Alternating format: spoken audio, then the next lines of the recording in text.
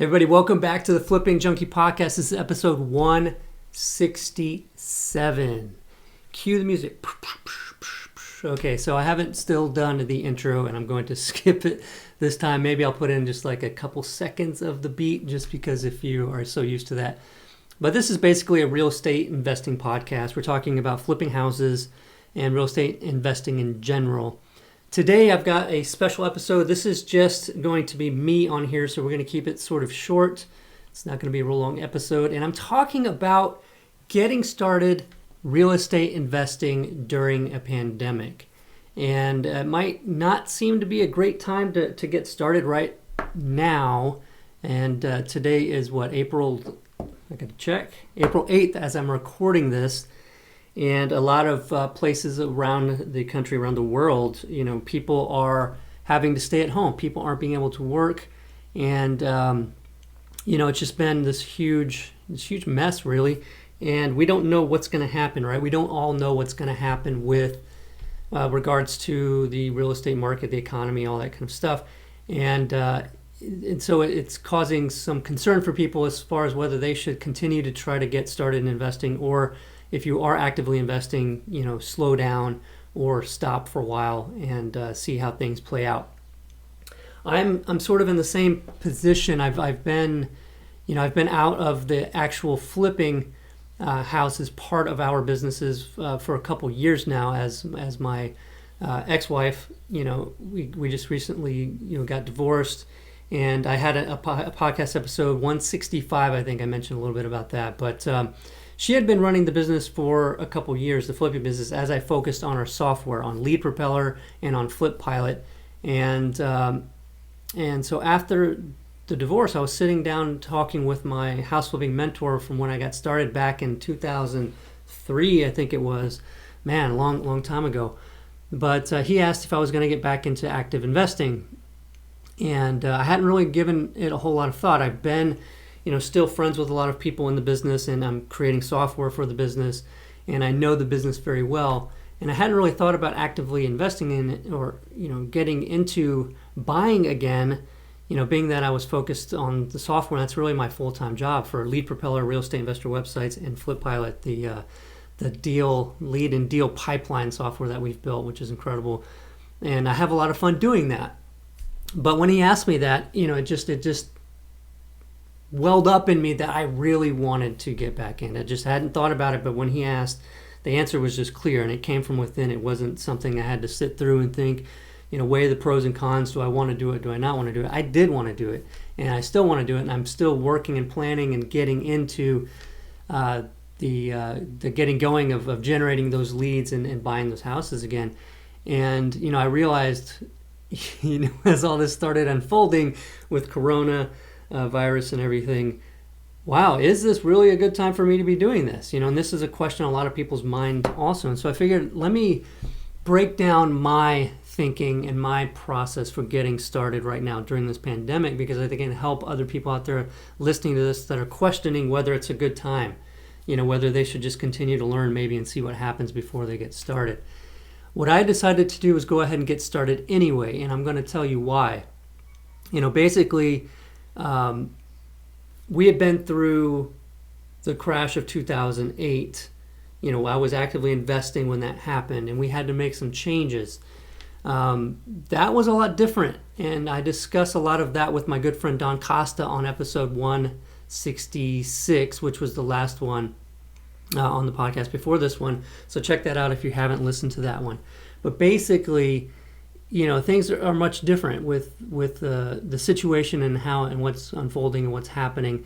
And so we don't think it'll be like that at all. It doesn't seem like, the circumstances are the same.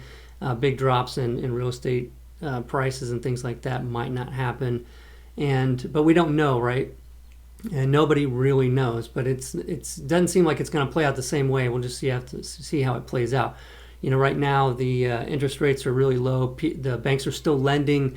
All that stuff is still happening. So, houses are still selling pretty quickly from people I've talked to that are actively selling, and it's just things are still humming along. And I think that it's going to probably continue that way, but we don't know for sure, right? So what am I going to do right now. I'm going to start buying houses, right? Like people are concerned with what if the values drop, what if things change. So my plan is just to do what we did back in '08 anyway, even if it's not going to be a similar situation, and that's buy cheap, have several options. If I'm going to pick up a house right now, I want to know that I'll be able to rent that house and cover my expenses and my debt to be able to take care of it, right? Like I'm going to have several options. I have to buy cheap enough to do that. That also means I'm not buying houses in higher end areas, that are going to be a lot of money to hold if I can't sell them. That might become a problem that could domino things. And so I'm just sticking to the things that I know that I would be able to rent to cover my payments and have those options. If I do that, I'm also in a position where I could wholesale those properties. So if I get leads in, that would be a higher end retail that might be kind of risky. I will likely just wholesale those. Okay, and then if I'm getting things in, which is more of what I want, is more of the long-term stuff, I'll have the option to be able to rent that place out long-term, so it's not as big of a deal, and or do owner financing. So that gives me options. That's my plan. Okay, and that's why I'm going ahead and marketing to buy houses right now. It's also a great time because other people are sitting on the sidelines, right? So why not get out there and see what you can do with a lot of people sitting on the sidelines? And it's not everybody's sitting on the sidelines, but there's less people and people are a little bit more cautious. And being that I'm offering lower, maybe I won't get as many, but right now I just want to get something that I'm not going to lose sleep over, right? Like I don't want to put a house under contract and lose sleep over it. I want to get it at a price that makes sense to me, regardless of what happens, and that's just how I'm doing it. So that also got me to what do I need to do right now, right? I still and that's why I love recording this episode too, is because, this is really having me in a position again where, I'll be doing this part-time. I'll be getting back into this business part-time because the software business really still is my full-time, gig. It's what I do. It's the main thing. I wake up in the morning, I go and do, and, I'm working with an incredible team on the software company, and, but I still do spend the majority of my day with that. So I'm having to do this. And I want to do this not during the working hours of the software business, but part-time. So in the evenings, on weekends, and maybe during lunchtime or something like that. I'm not going to hold myself completely, to that and not do anything related to the house buying at any other time. But I'm treating it that way. I'm treating it as the part-time thing that I'm doing, the sort of the side hustle. And I'm super excited about it because that makes me focus on what's going to move the needle the most. It focuses me on, the activities that are really going to produce the most for me with the amount of time I'm going to give to them. Rather than having a bunch of time and trying to fill that time with a bunch of busyness that is just a waste of time and gets me into a spot where I'm just, analysis paralysis. I've just got too much going on. I don't know which way is up. And I remember being in that place. I remember switching from part-time, which I did in the beginning of this business back from 2003 to about 2006, I think it was. I was part-time. I worked a full-time job as a software developer. And when I went full-time, I didn't know what to do with myself. And I ended up wasting a bunch of time because I felt like I had to fill all of that time. And I kind of enjoyed doing the part-time thing because I really did focus on just what was going to produce. And it kept me staying efficient. It kept me wanting to really make sure that everything that I did really made a difference and was going to push the business forward as much as possible. So how do you do that? How do you determine what are those things I should be doing if I don't have a lot of time? So that's the position I'm in, and that's what I sat down to do. Now, I recently read an incredible book called The Surrender Experiment by Michael Singer. I highly recommend that. It doesn't have anything to do with house flipping. It just has to do with, surrendering to the moment. And anyway, this doesn't even really have anything to do with that book particularly. But I heard a talk that he gave where he talked about his process for developing software and planning when there weren't clear requirements. Okay, so this is going into something not knowing exactly what you're going to be doing and trying to find a path through it. Okay. And, this goes for any kind of work, though. This goes for writing. It goes for things where people feel like they're blocked or something. And, so what you do is you sit down, and of course, you want to do kind of a pass, right? You're not going to say, okay, I'm going to write this plan, I'm going to execute on it, and I know it's going to be perfect, and if it's not perfect, I'm not going to be happy. That's crap. It's not going to happen, right? Usually we need to start out and do something. We're going to make some mistakes. It's not going to be perfect, but at least we're starting with something, right? If we try to make that plan concrete, set in stone, this is the way it's going to be, and I know this is the right way, we'll never get started because we'll never probably feel comfortable enough with that perfect plan. So it's just starting with something, okay? Now, what he talks about doing is, sitting down and finding what's the least that we could do to make a difference, right? What's the smallest amount, okay? To say that, well, I've done something to get started. And that could just be as simple as, like driving around, getting 20 addresses of houses that appear vacant in your area and sending them a postcard or something like that, right? Driving for dollars. So that could be kind of the minimum. What's the most we can do? Now, this is the fun part. You've defined sort of a minimum, right? Which, you could do, but it's probably not going to land you a deal, right? And then you can take the other extreme, the other end, and say, what's everything that I can do? And right now, I'm kind of focusing most of that stuff that I'm writing down when I do this process on lead generation, because without the leads, like, there's nothing to do, right? If you don't have leads to work, you don't have deals to make, you don't have asset protection to worry about, you don't have all that other crap that you might feel like you might want to learn about and understand first. And a high level understanding is okay, but in the beginning, if I'm just figuring out, okay, what do I need to do to get things going? Learning about asset protection is not gonna do that for me, right? Like, that can come when it needs to come. Right now, I need to generate some leads.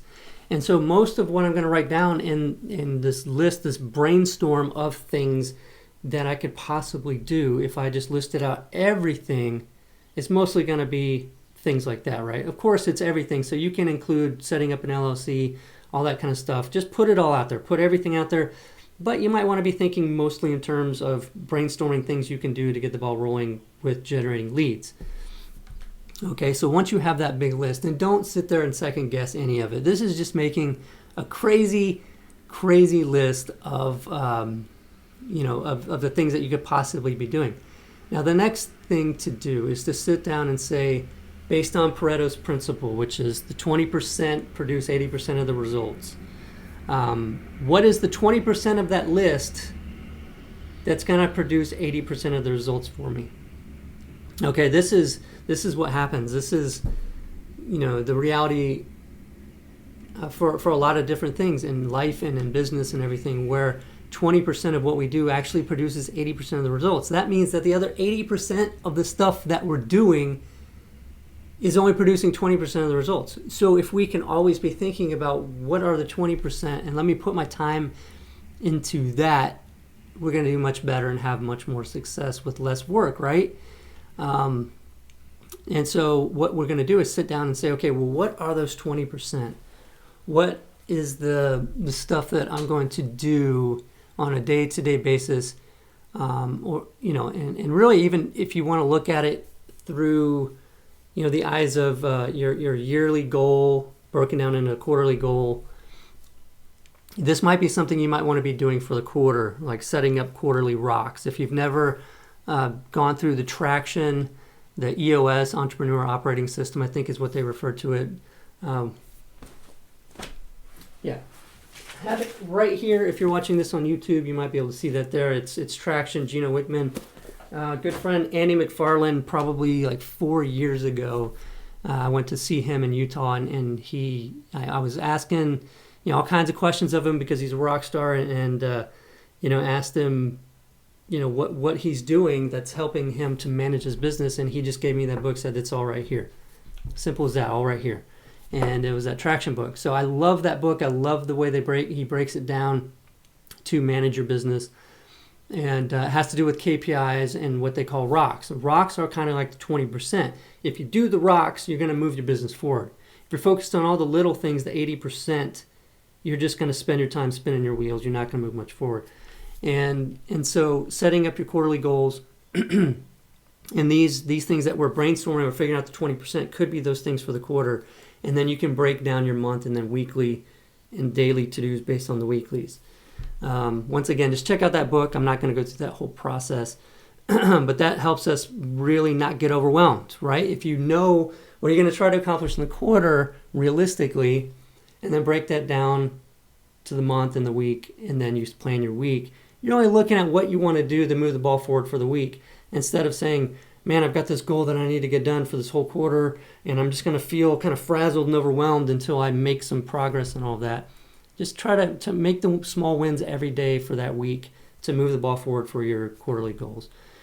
And so that 20% of things are going to be the things, in my opinion, and for me, we're going to generate those leads the quickest, right? And I don't want to spend a ton of money because I'm trying to conserve, my funds, for what's going on here. We just don't know. I've got a business and I've got employees, and want to just be conservative. Excuse me. And so what I'm looking at is sort of like guerrilla marketing tactics, right? Like things that I'm going to do and things that I know how to do. So the first one is, for the longest time, my website generated the most amount of leads, okay, for my business, for buying houses. All right, and that's even why I started Lead Propeller, to provide these same websites to other people. Now that requires SEO. It requires search engine optimization to work, or paying for Google Ads. Okay, Google Ads can be kind of pricey. It seems like things, from what I've heard, have been a little bit better right now, with people taking a break from it, trying to figure out what's going on. And so I think the cost has come down on doing Google Ads, which is great if that's happening in your market. Obviously, it's probably contingent on the market that you're in and how competitive that still is. And so doing work on the website. So I had sadly let that sort of slide, my website, and keeping up with that over the last couple of years, being swamped. And if you go back to episode 165, I think it was, I'm going to get these all jumbled up. It's the episode titled Divorce. I kind of talk about what happened over the last couple of years that got me so busy, and basically spent $1 million developing FlipPilot 1.0, which was sort of a disaster. And I talk about it in the lessons learned from that in that episode. So check that out if you haven't listened to that one, episode 165. But basically, I was busy, right? I was just overwhelmed and trying to build up teams to not have to really work, and I felt like that was a bad thing for me, and I hear a lot of talk about that. And I just got to the point where my attitude about work was even wrong, and I'm now back to the place where I'm just loving work, and I'm working a lot more than I had in the last several years, and I'm loving it because I'm getting to be creative again. Like it's just like this work is fun, and creating this stuff is fun. So anywho, like getting that website back ranking again is like my 20%, like a big part of that 20%. So that's my quarterly goal, is to do a lot of optimizations, get that thing back going, and working on that. So that's one of them. The other one, because that does take time, right? To get a website ranking again after a while, after it's dropped in rankings, takes a while to get back up there. So that's not going to produce results right away, but I know it's a 20% longer term for me to be generating more consistent leads and deals. The other things that I'm doing are driving for dollars. I just love driving for dollars. It's so simple, and I know a lot of people out there looking for like the hottest, coolest new thing to generate leads and do these deals. And just driving for dollars is how I started in this business, and it's what I'm doing now again, as I'm starting again in real estate investing during this pandemic. For one, it gets me back out into all the neighborhoods. It gets me into all the neighborhoods, and it gets me seeing what's going on. It gets me seeing houses being rehabbed, talking to contractors, so I can build up my list of contractors again. It helps me see what houses are selling for, renting for. I can call on the signs. I can look at them. I can see what they look like. I can see what the area looks like. Lots changed in several years, and it's going to help educate me on my market again.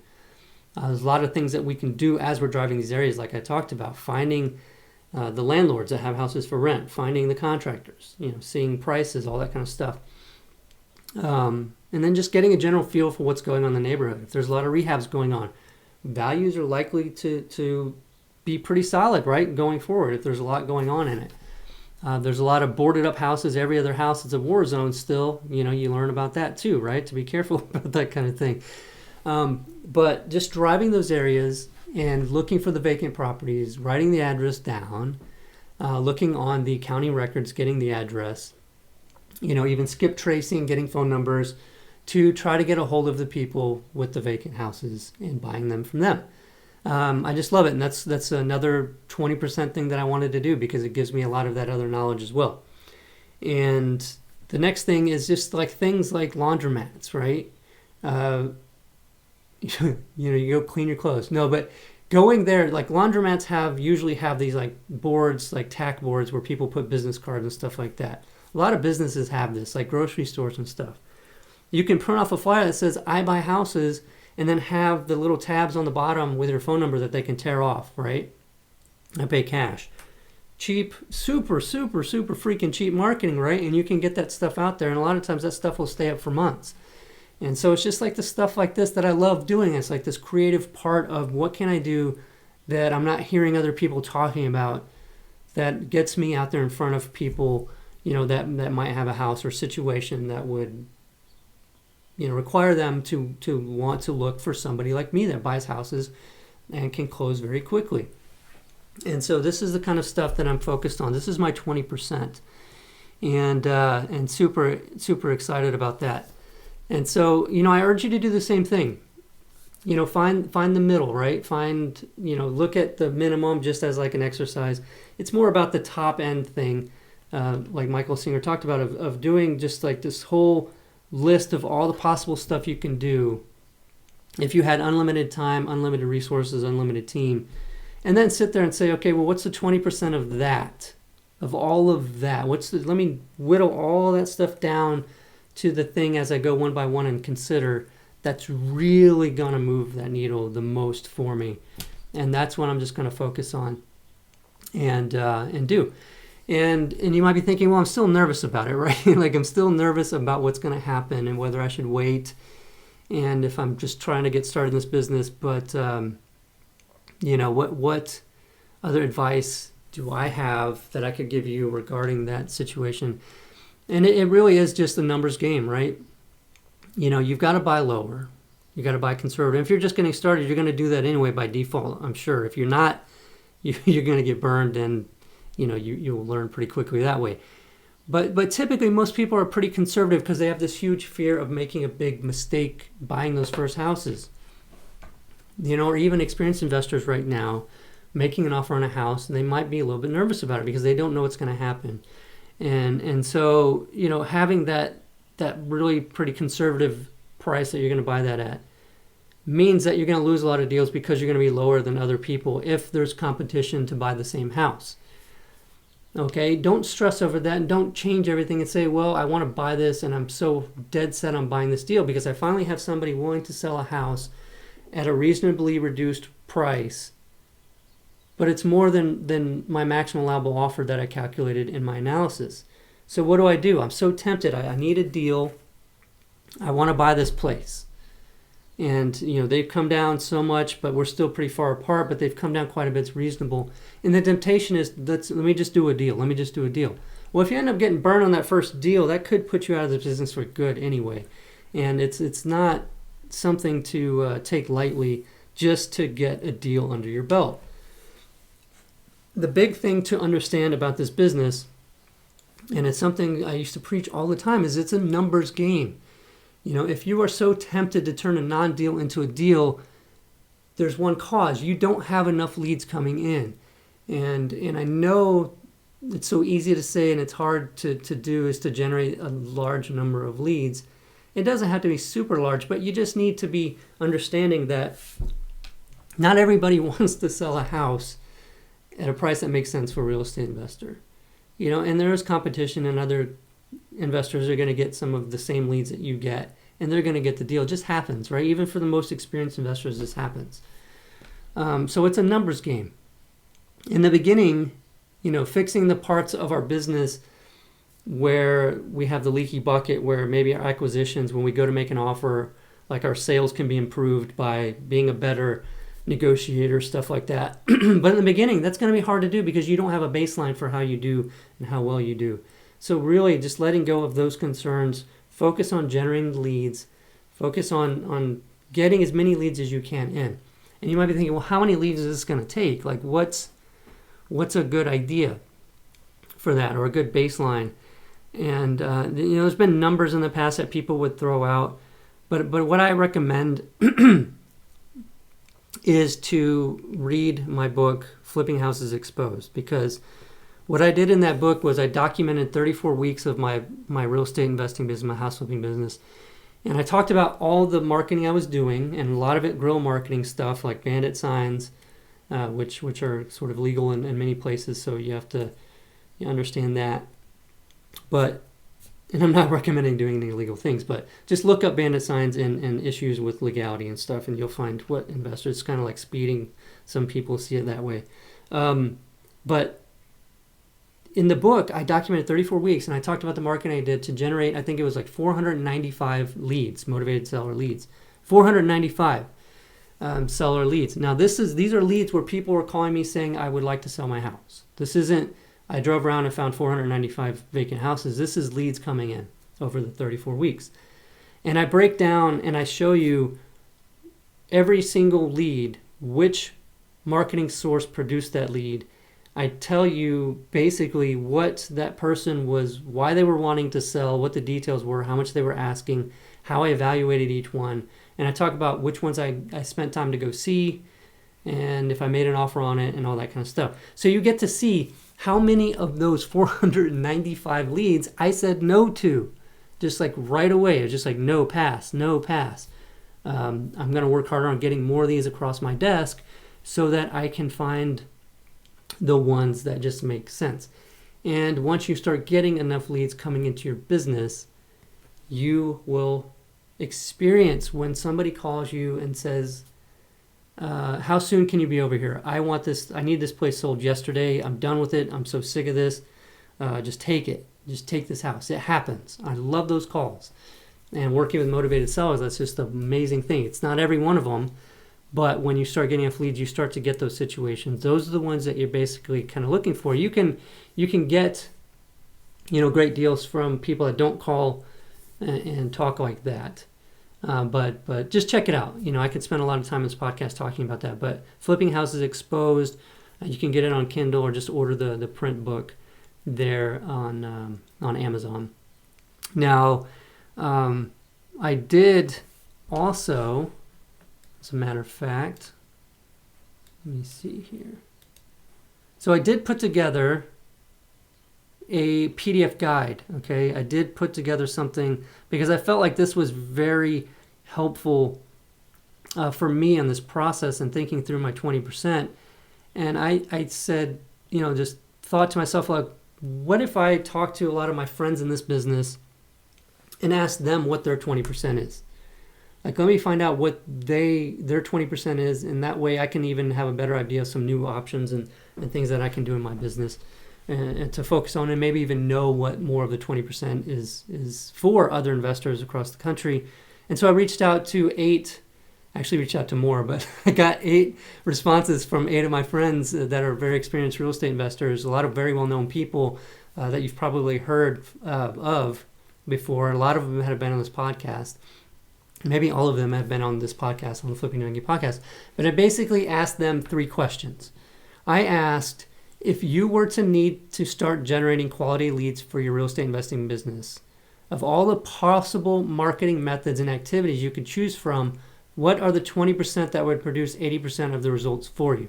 So basically kind of what we went over the process just now. I asked that of those 8 people and got the responses. And I also asked, what advice would you give to help ensure the leads are more likely to result in deals? Once I get a call, I move through the acquisitions process. So this is basically like, what are some of the things that I can do to help ensure that when I get those leads, I'm going to be able to turn them into deals? Now, the last question I asked was, what changes in your business are you making because of the recent pandemic?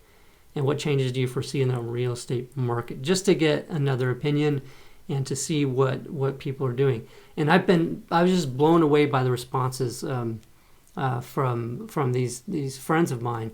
Yeah, some of them, like, yeah, I mean, they just like really went into it, and Crazy Bill Allen, man, I love you, dude. I love, I love you, man. Like you just like killed it with, I think it was like 10 different points for the 20%. And it's just like very well thought out. Like it's just incredible stuff and stuff I've never heard of before. So it's super valuable stuff. You can download this PDF for free. Just go to flippingjunkie.com/pandemic. It's flippingjunkie.com/pandemic. PANDEMIC. Flippingjunkie.com/pandemic. You can just scroll down the page and you'll be able to get that for free. Just put your email in there and you'll be able to get it. So you'll get to see all the results. And if you're watching on YouTube, I'm just kind of scrolling through and yeah, here it is. So Bill, like 8 points there and all that stuff. So yeah, great stuff. And go ahead, and it's a 17-page PDF. So you can get that, flippingjunkie.com/pandemic. And I wanted to also thank everybody for that has responded to my request for their input, the survey I put out recently on the blog, and that's at flippingjunkie.com/survey. I'm basically just trying to get more information from everybody about the software that they're using to manage their leads and deals and what they like and what they don't like about that software. Obviously, because we're working on bringing Flip Pilot 2.0 out of beta. I'm super excited about this. This is incredible software. And I just want to get some input before we do that from all of you, because we're building this software for smaller businesses in this in real estate investing. And even if you don't use software right now, I'd like to hear from you. Like if you're using spreadsheets or something like that, I still want to hear from you. So if you do have a quick 5-10 minutes, and come on, I know you probably do with being at home and trying to keep yourself busy. But if you do, I really would appreciate that. And I really appreciate everybody that spent the time to already answer that survey. It's super, super, super valuable stuff. And I appreciate you guys doing that and giving back in that way. It really helps me and the business that we're doing here with the software to build something that you guys really want, right? To build the tool that's really helping you, right? And that's how we do that, is to get that feedback from you, to get that information from you so that I can do that, so we can do that.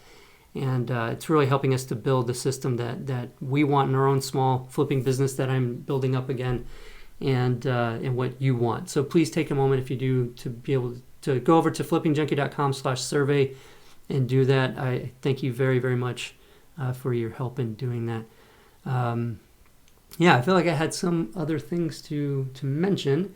If they come to me in the next minute, I'll let you know. But basically, I hope everybody is really staying safe and keeping their business going and doing what you can to reduce cost in your business in a wise way that doesn't slow down the number of leads that you get. And hope everybody's staying safe and their families are safe during all of this, and praying that all of this goes through with minimal impact on the economy and helps everybody with, it just happens as easily as it can. It's been rough, and it's been pretty rough for a lot of people, but it could be a lot worse. And I'm just praying that it won't be, and hope everybody's safe. And thank you so much for listening to this podcast. And if you enjoy what you've gotten out of this and what I've done over the years through this podcast, I'd love for a rating and review on iTunes. If you find yourself on iTunes, if you're listening on your phone, you can click over to the podcast, and I think you can rate and review there pretty quickly. I really do appreciate it. It helps a lot tremendously. I'll be producing more of these and episodes, and basically I think when I do these, it's almost a full day to really get an episode, get it out there, get it promoted, all that kind of stuff. And anyway, I do it because I like helping and I like getting it out there, and it helps me because it helps me solidify my ideas and my thinking through what I'm doing. So it's been great. And so that's that. All right, everybody, thanks again for listening to the Flipping Junkie podcast and being a part of it, supporting me through all of this that we've been going through. And I hope that what I'm doing in doing the podcast and on the blog on Flipping Junkie is helping support you get through this as well. So thanks a lot, everybody. And thanks again so much to all of the people, the 8 people that helped out with the PDF guide that I talked about at flippingjunkie.com/pandemic. It's Bill Allen, Greg Dickerson, Tucker Merrihew, Sharon Vornholt, Seth Williams, John Martinez, and I didn't want to start listing these out because I felt like I was then forget someone. Andy McFarland, Becca Shea, thank you so much, great friends. Greg Dixon, if I didn't mention him, all great people, and I thank them very much for taking part in that and helping give their knowledge to everybody else out there. So thanks again, everybody. Have a great week. I'll talk to you next time.